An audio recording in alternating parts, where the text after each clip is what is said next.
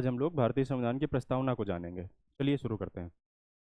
भारतीय संविधान की प्रस्तावना, प्रेम्बल। सबसे पहले सवाल आना चाहिए कि प्रस्तावना का या प्रेम्बल का मतलब क्या होता है। तो प्रेम्बल का वही मतलब होता है जो प्रीफेस का होता है या फिर जो इंट्रोडक्शन का होता है। इसका मतलब क्या है कि हम प्रेम्बल को देख करके भारतीय संविधान को समझ सकते हैं, जान सकते हैं कि उसमें क्या क्या लिखा हुआ है। ठीक है, तो एक ओवरव्यू आइडिया हमें प्रेम्बल को देखने से मिल जाएगा। तो सवाल आना चाहिए कि प्रियम्बल का आइडिया हमारे पास आया कहाँ से, किस देश के संविधान ने सबसे पहले कोशिश किया। क्या हमने सबसे पहले कोशिश किया? तो नहीं, सबसे पहले यूएसए के कॉन्स्टिट्यूशन ने प्रियम्बल को अपने संविधान में अपनाया, वहाँ से ये आइडिया हमारे पास आया। ये आइडिया पंडित जवाहरलाल नेहरू ने 13 दिसंबर 1946 को कॉन्स्टिट्यूएंट असेंबली में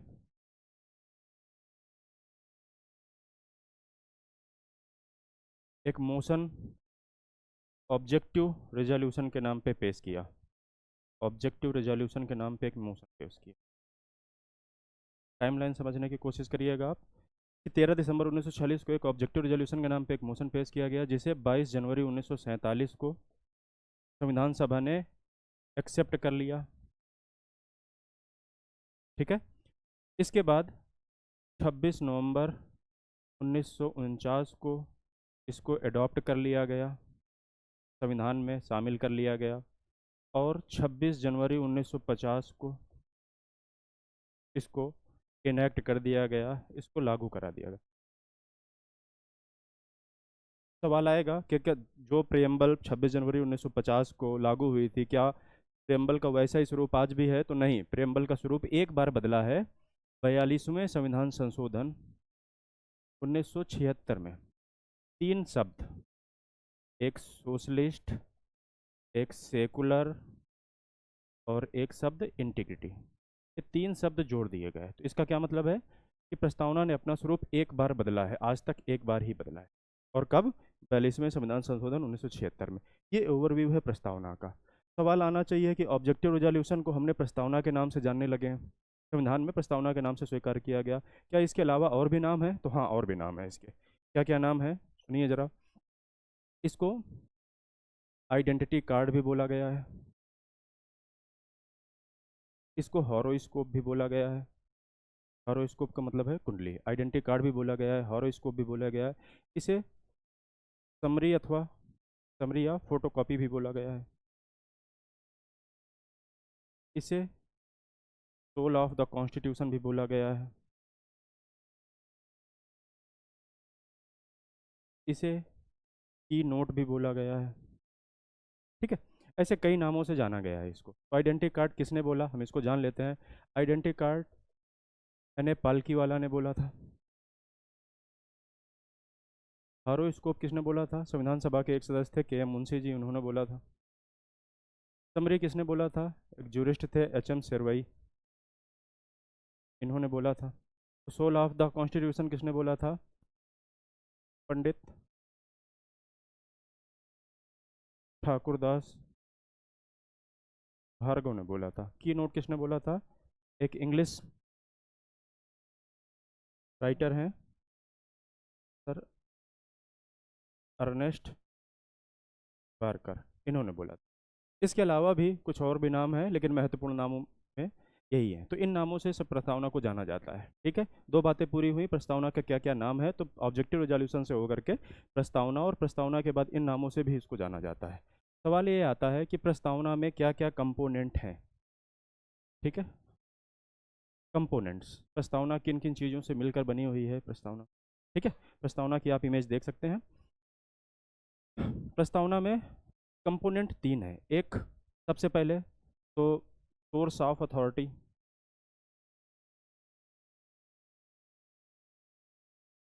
दूसरा नेचर ऑफ स्टेट, स्टेट किसकी बात हो रही है? इंडिया की बात हो रही है। तीसरा ऑब्जेक्टिव ऑफ द कॉन्स्टिट्यूशन, और चौथा डेट।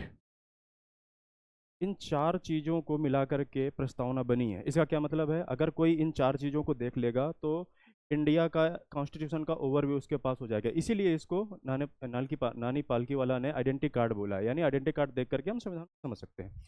आगे देखते हैं, अब इसको समझने की कोशिश करते हैं कि सोर्स ऑफ अथॉरिटी या पावर, इसका मतलब क्या है। इसका मतलब संविधान को शक्ति किसने प्रदान करी है। इसका जवाब प्रस्तावना में लिखा हुआ है, प्रस्तावना की भाषा जो शुरू है we the people of India.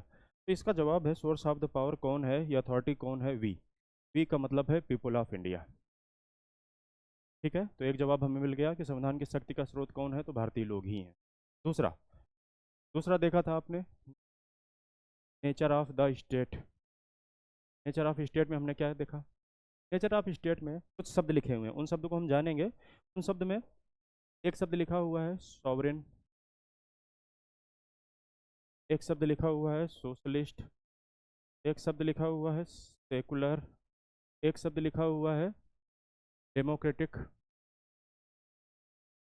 और एक शब्द लिखा हुआ है रिपब्लिक। ये 5 शब्द लिखे हुए हैं जिनके अपने मीनिंग है, इनको समझेंगे हम लोग, sovereign, socialist, secular, democratic, Republic.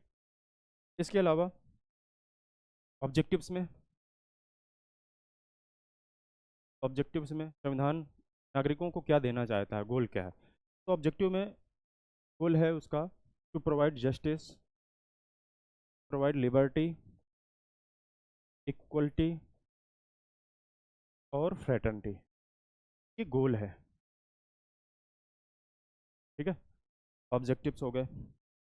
इसके अलावा एक डेट, ये बातें लिखी थी, तो डेट आपको मालूम है कि डेट उसमें क्या लिखी हुई है, ये सबको मालूम है, 26 नवंबर। ये डेट है अडॉप्ट करने की।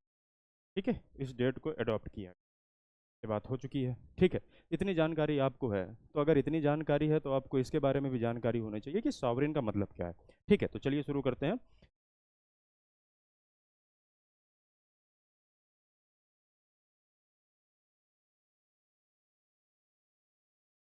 सॉवरेन हिंदी में जिसे हम संप्रभु बोलेंगे, सॉवरेंटी अगर बोलेंगे तो संप्रभुता बोलेंगे। मीनिंग क्या होता है इसका, इसका मीनिंग जान लेते हैं थोड़ा सा। इसका मतलब होता है to be free to handle its internal and external affairs, internal and external, आंतरिक और बाह्य मामलों में निर्णय लेने की अगर आज़ादी है आपके पास तो आप संप्रभु हैं। सवाल ये है कि हम संप्रभु कब हुए, तो हम संप्रभु हैं 26 जनवरी 1950 से। इसका मतलब जब संविधान पूरी तरीके से लागू हुआ हम तब से संप्रभु हैं। उससे पहले क्या थे, एक हम टाइम लाइन बना देते हैं शॉर्ट में, इसको आप जल्दी से देख लीजिएगा। 15 अगस्त 1947, ये तारीख आपको मालूम रहनी चाहिए। एक 26 जनवरी 1950, ये एक तारीख। तो 15 अगस्त 1947 से पहले हम कॉलोनी हुआ करते थे। इसके बाद 15 अगस्त को ही हम डोमिनियन घोषित हुए, और 26 जनवरी 1950 के बाद हम सॉवरेन हो गए। ठीक है, इसमें डिटेल वीडियो बाद में मिल जाएगी आपको। ये हो गया सॉवरेन का मतलब हो गया। ठीक है, इसके अलावा सॉवरेन हम हैं जबकि हम कई इंटरनेशनल ग्रुप का समूह है, जैसे हम कॉमनवेल्थ का भी समूह है, कॉमनवेल्थ नेशन के ग्रुप में भी हम शामिल हैं। कब से शामिल हैं, तो हम शामिल हैं 15 अगस्त 1947 से। यूएनओ में कब से शामिल है, तो 30 अक्टूबर 1945 से। इनमें शामिल होने के बावजूद भी हम संप्रभु हैं, उसका कारण क्या है, इसमें हम अपनी मर्जी से शामिल हुए हैं, तो हम अपनी मर्जी से बाहर भी हो सकते हैं। सॉवरेन हो गया संप्रभु। इसके बाद सॉवरेन के बाद एक शब्द लिखा हुआ है सोशलिस्ट। सोशलिस्ट का मतलब होता है समाजवादी, समाजवादी एक मतलब है सोशलिस्ट का। क्योंकि ये शब्द अमेंड किया गया है, अमेंड कब किया गया है हमने पीछे चर्चा करी है, अमेंड हुआ है कब, 1976 में। तो ऐसे समझने की कोशिश करते हैं कि एक डेट याद रखना आप, 1976। क्या हम 1976 से पहले समाजवादी थे, और क्या 1976 के बाद भी समाजवादी हैं या सोशलिस्ट हैं। तो 1976 से पहले भी हम सोशलिस्ट थे, बाद में तो है ही, ये वर्ड ही लिखा हुआ है प्रियम्बल में। कैसे थे, तो ये सोशलिस्ट वर्ड नहीं लिखा हुआ था, हम इम्प्लिसिट सोशलिस्ट थे, और ये लिखा हुआ था पार्ट 4 डीपीएसपी में, इनको समझेंगे। तो संविधान के पार्ट 4 में ये सोशलिस्ट वाले कुछ प्रिंसिपल्स लिखे हुए हैं, कुछ आर्टिकल्स में इनकी चर्चा हुई है, जैसे कि सोशलिस्ट में होता है। और 1976 के बाद तो ये शब्द एक्सप्लिसिट ही लिखा हुआ है, तो हम सोशलिस्ट थे और हैं भी। ठीक है, अब सोशलिस्ट का मतलब क्या होता है, शॉर्ट में समझने की कोशिश करते हैं। सोशलिस्ट को समझने के लिए हम सोशलिज्म को समझते हैं। सोशलिज्म दो प्रकार का होता है, एक डेमोक्रेटिक सोशलिज्म और एक स्टेट सोशलिज्म। डेमोक्रेटिक सोशलिज्म और एक स्टेट का सोशलिज्म। डेमोक्रेटिक सोशलिज्म को आप ऐसे समझ सकते हैं जैसे मिक्स्ड इकोनॉमी होती है। मिक्स्ड इकोनॉमी कैसी होती है, नहीं जानकारी है तो आप सुन लीजिए। मिक्स्ड इकोनॉमी का मतलब है जिसमें प्राइवेट और पब्लिक दोनों समूह जो प्रोडक्शन और डिस्ट्रीब्यूशन का जो मीन्स होते हैं उन पे कंट्रोल रखते हैं। और स्टेट पे क्या होता है, ओनली स्टेट कंट्रोल करता है। स्टेट कंट्रोल करता है किसको, सारे मीन्स को, जो प्रोडक्शन। ठीक है, ये बात हो गई सोशलिज्म की। आगे आते हैं। सॉवरेन हो गया, सोशलिस्ट हो गया। अब बात होगी किसकी, सेकुलर की। सेकुलर धर्मनिरपेक्ष अथवा पंथ निरपेक्ष की बात होती है। फिर से बात वही, क्योंकि ये शब्द 1976 में ऐड हुआ, फिर से सवाल वही मन में आना चाहिए कि क्या 1976 से पहले हम सेकुलर थे। तो जवाब वही है कि हम हाँ सेकुलर थे, बाद में तो हैं ही। सेकुलर कैसे थे, तो ये लिखा हुआ नहीं था शब्द, लेकिन आर्टिकल 25 से लेकर के आर्टिकल 28 में जो फ्रीडम ऑफ रिलीजन है उसका मीनिंग वही है जो सेकुलर का होता है। ठीक है, तो सेकुलर हम थे। अच्छा, सेकुलर हमारी कंट्री तो सेकुलर है, क्या इसके अलावा भी और भी प्रकार के कंट्री होते हैं, तो हाँ हो सकते हैं, हम जान लेते हैं। एक कंट्री थियोक्रेटिक हो सकता है, सैद्धांतिक राष्ट्र हो सकता है। एक कंट्री एथिस्टिक हो सकता है, जिसका कोई धर्म ना हो। और एक कंट्री सेकुलर है, जैसा कि हम है। एक एक एग्जांपल समझ लेते हैं। थियोक्रेटिक स्टेट में आप अपने पास में बांग्लादेश को देख सकते हैं, पाकिस्तान को देख सकते हैं। इनका कोई ना किसी स्टेट का अपना एक विशेष धर्म होता है। एथिस्टिक का मतलब होता है नो रिलीजन, जैसे नॉर्थ कोरिया की बात कर लेते हैं। सेकुलर में बहुत सारे एग्जांपल हैं, आप इंडिया को जानते ही हैं, इंडिया सेकुलर है। नेपाल भी अब सेकुलर हो गया है, अमेरिका सेकुलर है ना। ऐसे जो देश हैं सब सेकुलर हैं। सेकुलर का मतलब क्या होता है, सेकुलर का मीनिंग अगर समझना हो, सेकुलर का मतलब होता है कि जो राज्य होगा, state will treat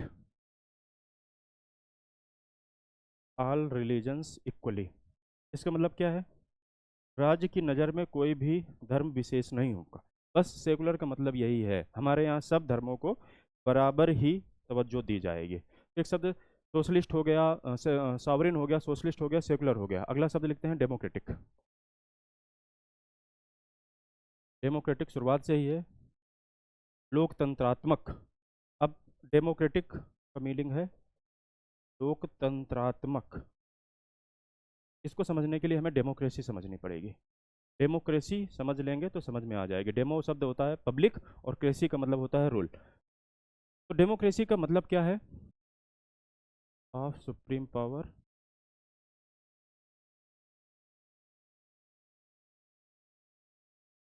the hands of public. अगर जनता के हाथों में सर्वोच्च शक्ति है तो उसे हम डेमोक्रेसी बोल सकते हैं। तो अपने यहाँ है, क्यों, क्योंकि जनता अपनी सुप्रीम पावर को वोट के माध्यम से ट्रांसफर करती है, किसको, रिप्रेजेंटेटिव को। तो समझते हैं डेमोक्रेसी दो प्रकार की हो सकती है। एक डेमोक्रेसी हो सकती है डायरेक्ट, जिसमें जनता डायरेक्ट अपनी पावर का इस्तेमाल करती है, और एक इनडायरेक्ट। तो हमारे यहाँ कैसी डेमोक्रेसी है, इनडायरेक्ट डेमोक्रेसी। इनडायरेक्ट डेमोक्रेसी का एग्जाम्पल इंडिया है। ठीक है, तो कोई तो मन में सवाल आएगा कि क्या कोई ऐसा देश है जिसमें डायरेक्ट डेमोक्रेसी है, तो हाँ, एक देश है स्विट्जरलैंड, जहाँ डायरेक्ट डेमोक्रेसी। इनडायरेक्ट डेमोक्रेसी में रिप्रेजेंटेटिव होते हैं, और रिप्रेजेंटेटिव के माध्यम से गवर्नमेंट चलती है या पब्लिक रूल करती है। ठीक है, इसका एग्जांपल इंडिया है। बहुत सारे, सबसे बड़ा प्रजातंत्र या लोकतंत्र इंडिया ही है। ठीक है, आगे डेमोक्रेटिक हो गया। इसके बाद एक शब्द है रिपब्लिक। हिंदी में रिपब्लिक को हम गणराज्य बोलेंगे। ठीक है, अब इसका मीनिंग समझते हैं। जो हमारा हेड ऑफ द स्टेट होगा वो इलेक्टेड होगा। डायरेक्टली भी हो सकता है और इनडायरेक्टली भी हो सकता है। ठीक है, head of the state directly या इनडायरेक्टली इलेक्टेड होगा। तो हमारे यहाँ कैसा है, इनडायरेक्टली इलेक्टेड है। किसकी बात हो रही है, प्रेसिडेंट की। हेड ऑफ द स्टेट का मतलब है प्रेसिडेंट की। और head of the government PM होता है ना, प्रेसिडेंट की बात हो रही है, इनडायरेक्टली इलेक्टेड होता है। ठीक है, रिपब्लिक समझ में आ गया। तो जो डेमोक्रेसी है ये इनडायरेक्ट और डायरेक्ट तो होती है, साथ में रिपब्लिक भी हो सकती है, पॉलिटी की बात हो रही है, रिपब्लिक हो सकती है और मोनार्कियल हो सकती है। मोनार्कियल में क्या होता है, ये जो हेड ऑफ द स्टेट है ये पोस्ट हेरिडिटरी होगी, एक विशेष क्लास होगा, वंशानुगत पोस्ट होगी। रिपब्लिक में क्या होती है, ये पोस्ट इलेक्टेड होती है, टाइम से चेंज होती है। ये नेचर ऑफ द स्टेट है। पांचों जो क्वालिटी हैं हमने चेक कर ली। सॉवरेन समझ लिया, सोशलिस्ट समझ लिया, सॉवरेन, सोशलिस्ट, सेकुलर, डेमोक्रेटिक और रिपब्लिक, ये पांचों बातें हमने समझ ली। अभी बारी है ऑब्जेक्टिव्स में। तो ऑब्जेक्टिव में सबसे पहले आता है जस्टिस। जस्टिस कितने प्रकार के जस्टिस की बात करता है प्रेम्बल में, सोशल, इकोनॉमिक और पॉलिटिकल, तीन प्रकार के जस्टिस की बात करता है। अच्छा, ये जो आइडियल हैं ये कहाँ से लिए गए हैं, तो आइडियल्स, ये जस्टिस के आइडियल लिए गए हैं कहाँ से, फ्रॉम रशियन रिवॉल्यूशन, से बोल्शेविक रिवॉल्यूशन भी बोलते हैं। कब है ये डेट याद रखनी है आपको, 1917। जस्टिस के बाद लिबर्टी, इक्वलिटी और फ्रेटर्निटी, ये तीनों एक साथ ही पढ़ने होते हैं। और ये तीनों का जो आइडियल्स हैं, ये तीनों आइडियल्स हमें मिलते हैं कहाँ, फ्रेंच रिवॉल्यूशन में।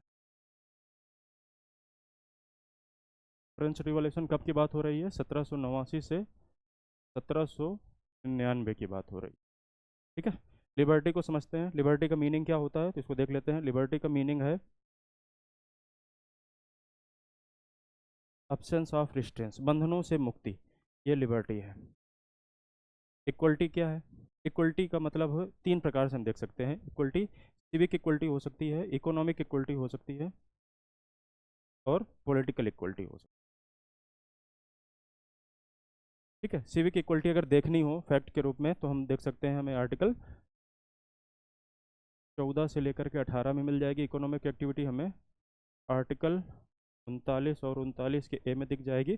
पॉलिटिकल इक्वलिटी हमें आर्टिकल 325 और 326 में देखने को मिल जाएगी। अच्छा, एक चीज़ और, सोशल और इकोनॉमिक जस्टिस को हम डिस्ट्रीब्यूटिव जस्टिस भी बोलते हैं। ये पूछा हुआ क्वेश्चन है तो हम अभी इसकी चर्चा कर देते हैं। डिस्ट्रीब्यूटिव जस्टिस के बारे में समझना है तो हम अलग समझेंगे। तो जस्टिस हो गया, लिबर्टी, इक्वलिटी, फ्रेटर्निटी हो गया, सारे शब्दों को हमने समझ लिया। यूनिटी, इंटीग्रिटी जो शब्द हैं, ठीक है, इनको हम देख लेंगे। अब जो सवाल आता है, अगला सवाल कि प्रेम्बल का स्टेटस क्या है, आज के समय में स्टेटस क्या है, क्या पार्ट ऑफ कॉन्स्टिट्यूशन है, क्या इसको अमेंड किया जा सकता है, आर्टिकल 367 के पार्लियामेंट क्या इसको अमेंड कर सकती है। तो ऐसा सवाल कई कई केसों में सुप्रीम कोर्ट ने इसका जवाब दिया है। लिखते हैं पहला केस कि बेरूबारी केस, इनको डिटेल में हम बाद में समझेंगे। बेरूबारी यूनियन केस, ये केस 1960 का है। ये प्रेसिडेंशियल रेफरेंस के तौर पे यूज हुआ था। आर्टिकल 143 के एक में जो लिखा होता है, इसमें सुप्रीम कोर्ट ने इसको पार्ट नहीं माना, तो पार्ट नहीं माना। ठीक है, बाद में केशवानंद भारती केस में,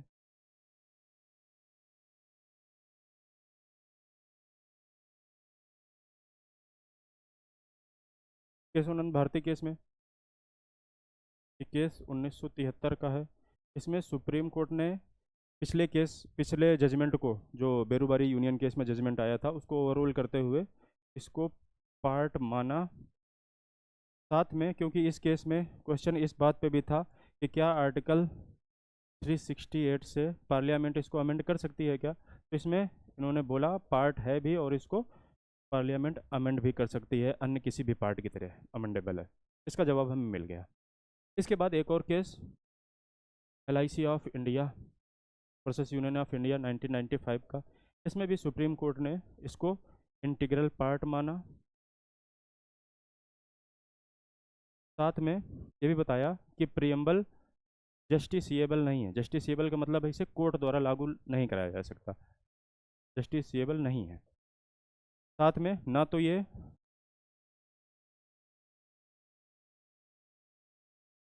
सोर्स ऑफ पावर है, ना limits the legist, neither it is neither, ऐसे बोलते हैं, it is neither source of power nor limits the legislatory power, ऐसा। ठीक है, इन केसेस से हमें ये जानकारी मिल जाएगी। ठीक है, तो जो स्टेटस है, आज का करंट स्टेटस क्या है, पार्ट है, इसको कोर्ट द्वारा लागू नहीं कराया जा सकता, जस्टिसेबल नहीं है, अमेंड की जा सकती है। ठीक है, इतनी बातें होंगी प्रेम्बल के बारे में। ठीक है, कुछ और एडिशनल फैक्ट्स हैं, जान लेते हैं। तो एक बात तो हमने जान ली है कि प्रेम्बल का आइडिया कहाँ से आया। तो आइडिया आया यूएसए के कॉन्स्टिट्यूशन से। एक फ्रेज है, we the people of India, ये फ्रेज हमने यूएसए के कॉन्स्टिट्यूशन से ही लिया एज इट इज़। प्रियम्बल की जो लैंग्वेज है ये कहाँ से ली गई है, तो ऑस्ट्रेलियन कॉन्स्टिट्यूशन से। ठीक है, हमने जस्टिस, लिबर्टी, इक्वलिटी, फ्रेटर्निटी इनकी बात कर ली है, कहाँ से लिए गए, इनके आइडियल कहाँ से आए हुए हैं। इसके अलावा क्या, प्रियम्बल को ड्राफ्ट किसने किया था। ड्राफ्ट तो जो ऑब्जेक्टिव रेजोल्यूशन के तौर पर पंडित जवाहरलाल नेहरू ने ही किया था। बाद में इसको कैलीग्राफी लिखा किसने, वही प्रेम बिहारी नारायण रायजादा ने ही लिखा था। डिज़ाइन किसने किया, तो सजाया किसने, तो बेवहर राम मनोहर सिन्हा ने। ये स्टूडेंट हैं शांति निकेतन है कि, शांति निकेतन में स्टूडेंट हैं, और ये स्टूडेंट किसके हैं, आचार्य नंदलाल बोस के, स्टूडेंट ऑफ शांति निकेतन। इन नामों को आपको याद रखना है, आचार्य नंदलाल। ठीक है, तो प्रस्तावना के बारे में जो भी ज़रूरी बातें थी हमने कंप्लीट कर ली। ठीक है, और एक बार देख लेते हैं, कुछ अगर बच गया हो तो उसको देख लेते हैं एक बार। ठीक है, तो समझ हमने शुरुआत करी थी कहाँ से, कि प्रेम्बल का मतलब क्या है। प्रेम्बल का मतलब है प्रीफेस या इंट्रोडक्शन। यूएसए के कॉन्स्टिट्यूशन से हमने आइडिया मिला, पंडित जवाहरलाल नेहरू ने 13 दिसंबर 1946 को कॉन्स्टिट्यूशन में पेश किया, ऑब्जेक्टिव रेजोल्यूशन के तौर पर 22 जनवरी 1947 को एक्सेप्ट कर लिया, 26 नवंबर 1949 को अडॉप्ट कर लिया गया, 26 जनवरी 1950 को इनैक्ट हो गया। इसके बाद स्वरूप में एक बार परिवर्तन आया है, 42वें संविधान संशोधन 1976 में सोशलिस्ट, सेकुलर और इंटीग्रिटी 3 शब्द जोड़े गए। कुछ और नाम है, आइडेंटिटी कार्ड, हारोस्कोप, समरी और soul of the constitution and keynote के नाम से भी जाना जाता है। प्रेम्बल के कंपोनेंट क्या हैं, तो प्रेम्बल में कंपोनेंट के रूप में हमें सोर्स ऑफ अथॉरिटी दिखती है जिसमें जनता है, नेचर ऑफ इंडियन स्टेट दिखता है, ऑब्जेक्टिव है और डेट दिखाई देती है। ठीक है, source of authority, we the people of India, nature of state, sovereign, socialist, secular, democratic republic, इन शब्दों को हमने देखा है। Objective justice, liberty, equality and fraternity है, डेट 26 नवंबर 1949 है। ठीक है, यहाँ सॉवरेन का मतलब क्या है, to be free to handle its internal and external affairs. ठीक है, हम सॉवरेन हैं, इसके बावजूद कि हमने कॉमनवेल्थ नेशन की सदस्यता ले रखी है, यूएनओ की सदस्यता ले रखी है। डेट लिखी है कब से, 15 अगस्त 1947 से कॉमनवेल्थ की सदस्यता है, यूएनओ की 30 अक्टूबर 1945 से है। ठीक है, ये एक स्टेटस लिखा हुआ है कि हम 15 अगस्त 1947 से 26 जनवरी 1950 के बीच में डोमिनियन थे, 15 अगस्त से पहले हम कॉलोनी थे, और 26 जनवरी 1950 के बाद में सॉवरेन है। ठीक है, सोशलिस्ट शब्द 1976 में जोड़ा गया। 1976 से पहले भी हम सोशलिस्ट थे, लेकिन इम्प्लीसिट में लिखा हुआ था, यानी लिखा हुआ शब्द नहीं था सोशलिस्ट, लेकिन डीपीएसपी में इसके भाव लिखे हुए थे। तो सोशलिज्म को समझा हमने, सोशलिज्म दो प्रकार का होता है, डेमोक्रेटिक, एक स्टेट सोशलिज्म। डेमोक्रेटिक का मतलब है मिक्स्ड इकोनॉमी टाइप का सोशलिज्म आते हैं। सेकुलर शब्द हमने समझा, 1976 से पहले भी हम सेकुलर थे, 1976 के बाद भी सेकुलर हैं। ठीक है, सेकुलर हम कंटिन्यू। आर्टिकल 25 से 28 में लिखा हुआ है, सेकुलर शब्द नहीं लिखा हुआ है, लेकिन ऐसी ही भावना लिखी हुई है फ्रीडम ऑफ रिलीजन के नाम पे, फंडामेंटल राइट्स में, पार्ट 3 में। ठीक है। और भी प्रकार के स्टेट हो सकते हैं क्या? हाँ, थियोक्रेटिक स्टेट हो सकता है, एथिस्टिक हो सकता है, सेकुलर हो सकता है। एग्जाम्पल इनके लिखे हुए हैं। मतलब क्या होता है सेकुलर का, कि स्टेट का अपना कोई रिलीजन नहीं होगा, वो सभी धर्मों को बराबर समझेगा। अगला शब्द है डेमोक्रेटिक, डेमोक्रेसी। तो डेमोक्रेसी समझते हैं, डेमोक्रेसी दो प्रकार की, डायरेक्ट और इनडायरेक्ट हो सकती है। डायरेक्ट डेमोक्रेसी में एक एग्जांपल स्विट्जरलैंड का है, और इनडायरेक्ट डेमोक्रेसी में बहुत ज़्यादातर देश सारे इनडायरेक्ट डेमोक्रेसी में है। डायरेक्ट डेमोक्रेसी कुछ नाम से जानते हैं, जैसे एक नाम रेफरेंडम हो सकता है, एक नाम इनिशिएटिव हो सकता है, इनको हम बाद में समझेंगे, अभी केवल आप नाम समझ लें। एक शब्द हो सकता है रिकॉल, और एक शब्द होता है प्लेबिसाइट। ठीक है, सबके अपने अपने फॉर्म है। रिपब्लिक का मतलब समझ में आ गया कि जो हेड ऑफ द स्टेट होगा वो इलेक्टेड होगा, वो हेरिडिटरी पोस्ट नहीं होगी ब्रिटेन के तरीके। ठीक है। और जस्टिस सोशल इकोनॉमिक पॉलिटिकल है, इन दोनों को डिस्ट्रीब्यूटिव जस्टिस भी बोलते हैं। आइडियल ये कहाँ से लिए गए हैं जस्टिस के? तो रशियन रिवॉल्यूशन 1970 से लिए गए हैं। लिबर्टी, इक्वलिटी, फ्रेटर्निटी, इन ये आइडियल्स कहाँ से लिए गए हैं? ये आइडियल फ्रेंच रिवॉल्यूशन से लिए गए हैं, 1789 1799 के बीच में जो क्रांति हुई थी।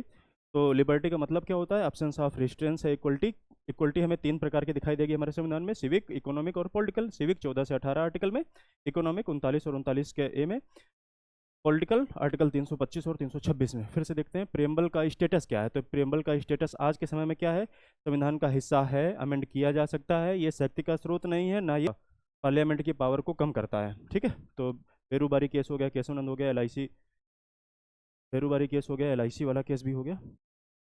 फिर कुछ और एडिशनल फैक्ट हैं कि प्रस्तावना का आइडिया कहाँ से आया, तो यूएसए के कॉन्स्टिट्यूशन से आया। We the people of India, ये फ्रेज कहाँ से लिया गया है? तो यूएसए के कॉन्स्टिट्यूशन से लिया गया है। प्रेम्बल की जो लैंग्वेज है वो ऑस्ट्रेलियन कॉन्स्टिट्यूशन से ली गई है। प्रेम्बल को जो ड्राफ्ट किया था वो पंडित जवाहरलाल नेहरू ने ऑब्जेक्टिव रिजोल्यूशन के रूप में ड्राफ्ट किया था। कैलीग्राफी किसने की है? प्रेम बिहारी नारायण रायजादा ने करी है। और डिज़ाइन किसने किया है? तो बेवहर रामनोहर सिन्हा ने। बेवहर रामनोहर सिन्हा का जो संबंध है वो जबलपुर से है। ऐसा। ये शांति निकेतन में स्टूडेंट थे, आचार्य नंदलाल बोस इनके टीचर थे। ठीक है। तो ये प्रेम्बल आपका कंप्लीट हुआ। Thank you.